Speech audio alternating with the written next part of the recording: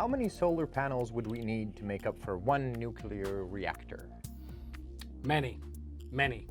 But we don't have any nuclear reactors here in Latvia. They're expensive to build, and they're actually quite dangerous. If you remember that Netflix series, Chernobyl, solar panels can be a very good solution for your private home or your weekend home, or you can build bigger solar farms and, in fact, power the whole village or the whole city.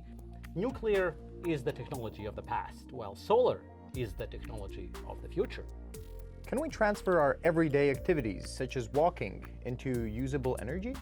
Well, Vihelms, that walking actually produces very usable energy, usable for digesting that big bad burger and fries with ketchup that you had last night. In fact, this concept also applies to electric cars. When you go down the hill, they get charged. When you hop on a bike, the headlight and the tail light is being powered by the energy that you make when you cycle. So yes, when you're engaging in everyday activities, in fact, this energy can be used already now, and I think that there's a lot of potential for that in future. At this point in time, using fossil fuel is a whole lot cheaper and faster than using renewable energy. So a company is actually benefiting by going the less eco-friendly path. How do we encourage big companies to go more green? You would be surprised with the subsidies a lot of governments these days are giving to green energy and taxes on carbon. The equation gets already reversed. A wind rotor that you build next to your farm can be a lot more competitive than oil which is imported from Russian tundra or Saudi Arabian desert. Companies can be motivated by a mixture of sticks and carrots. A carrot, for instance, is cheaper bank loan on a energy efficiency project. A stick, however, would be a tax on polluting behavior. This is called polluter pays principle. So with a combination of sticks and carrots, we can nudge the companies to change their behavior. Martin, which one is better?